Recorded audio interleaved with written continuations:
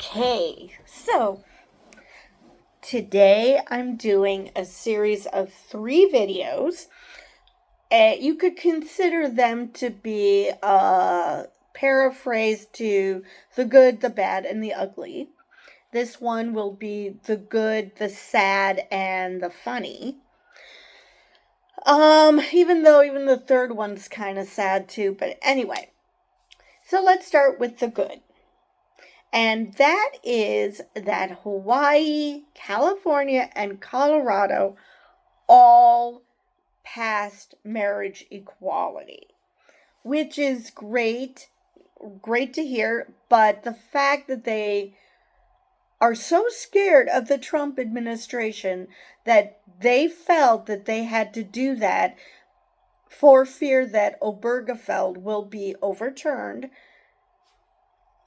that's not so good, but it is good that they care about marriage equality that much. So I have 2 articles on this. So let's start with the first one on Hawaii. Hawaii's ballot initiative to protect marriage equality in the state has passed with 52% of votes in favor and 40% opposed. Which doesn't sound great that 40% are opposed to marriage equality. But once you read how it was worded, I wonder how many people actually just didn't understand whether to vote yes or no.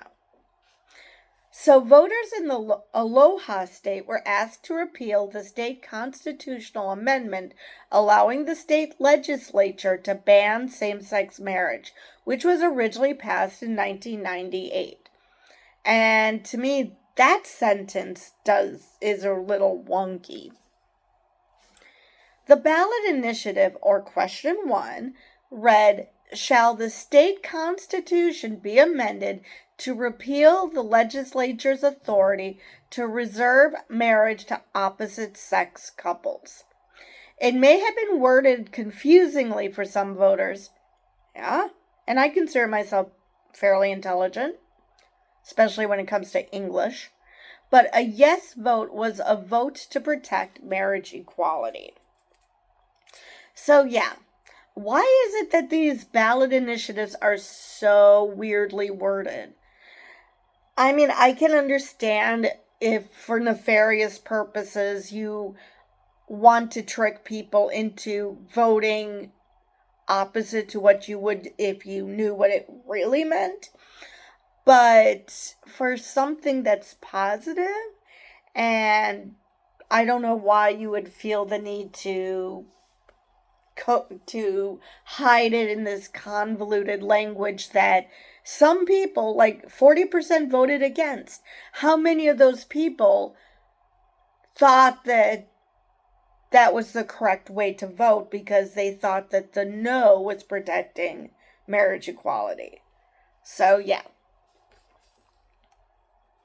I'm glad that the people of Hawaii voted to remove discrimination from our Bill of Rights. Jeff Hong, Vice President of the ACLU of Hawaii Board of Directors, told KHON2.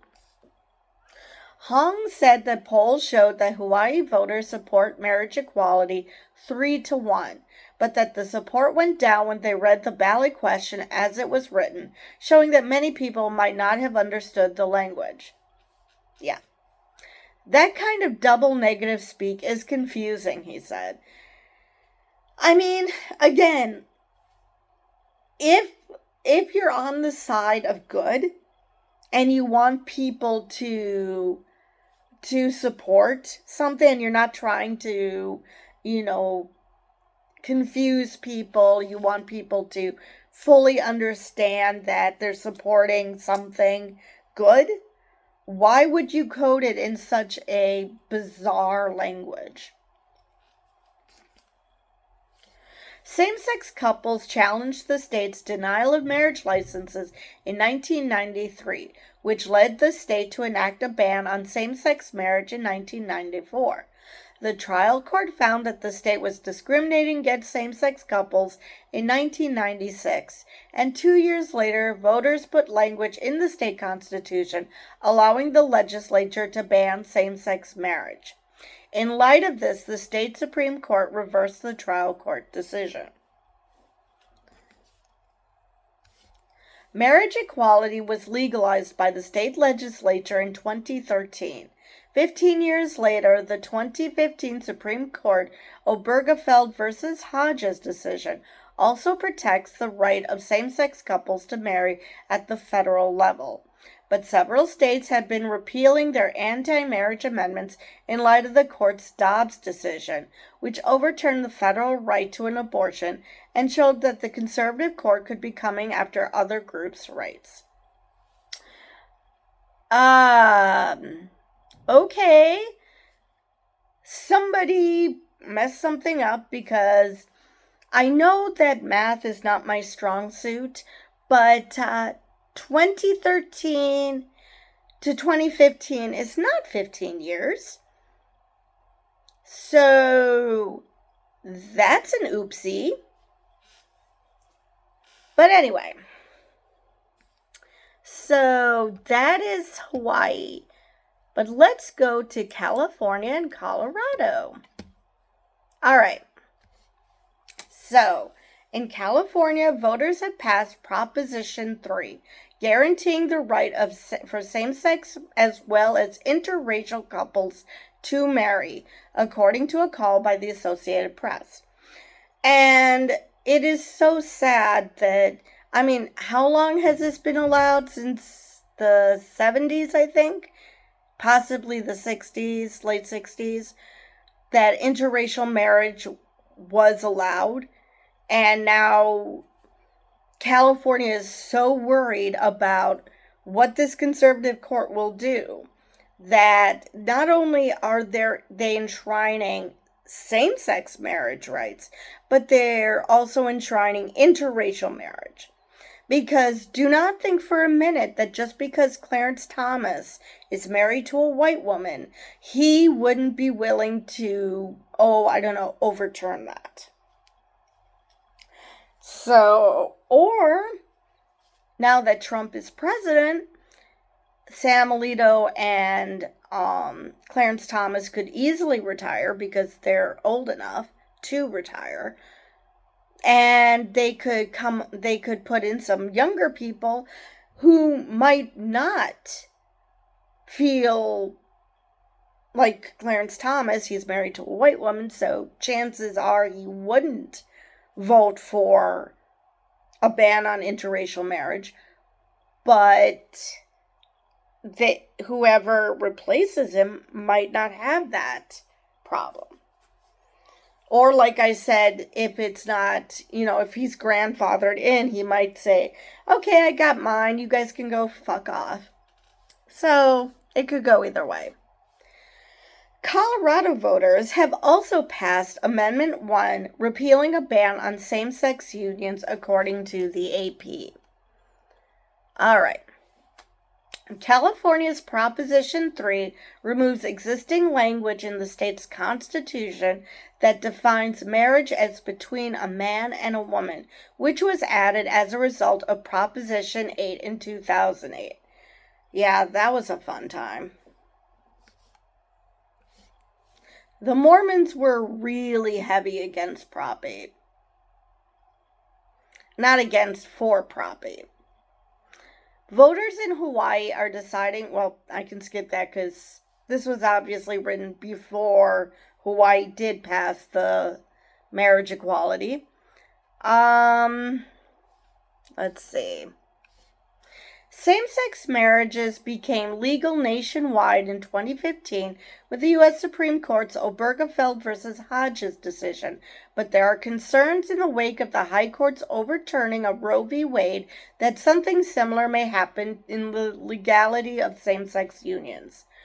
And if anyone has read the Dobbs decision or heard people talk about the Dobbs decision, there is language in there. Actually, this was, I think, not necessarily the Dobbs decision, but the leak of the Dobbs decision, where it was implied that Obergefell might also be on the chopping block. So, there's been no major organized opposition to any of the three measures, which makes sense because these are all in Democratic states. Only a handful of elected officials and conservative groups have come out against the initiatives, and no money has been raised by opposition campaigns, according to Open Secrets, a nonpartisan group that tracks campaign funding and lobbying efforts. Probably because they see, most people see that the world did not end when marriage equality became the law of the land. So there's no reason to oppose something which isn't a problem. I wish a lot of people felt that way about abortion, but But yeah, it's probably that people realize that this isn't really affecting anybody, so why should we oppose it? Anyway, so that is all I have for this video. It's good to see that, like I said, that there wasn't really a lot of opposition, but these were in Democratic states. California is a Democratic stronghold, so is Hawaii, and I think probably Colorado is too, even though there is, what is the name of that conservative wackaloon group? Oath Keepers? I think they're out of Colorado Springs, so it's not completely Democrat. But then again, neither is California. Kevin McCarthy is from California. So there are pockets, but for the most part, Democratic stronghold. So, like I said, I believe that is all I have for this video. And with that, I will see you guys in the next one.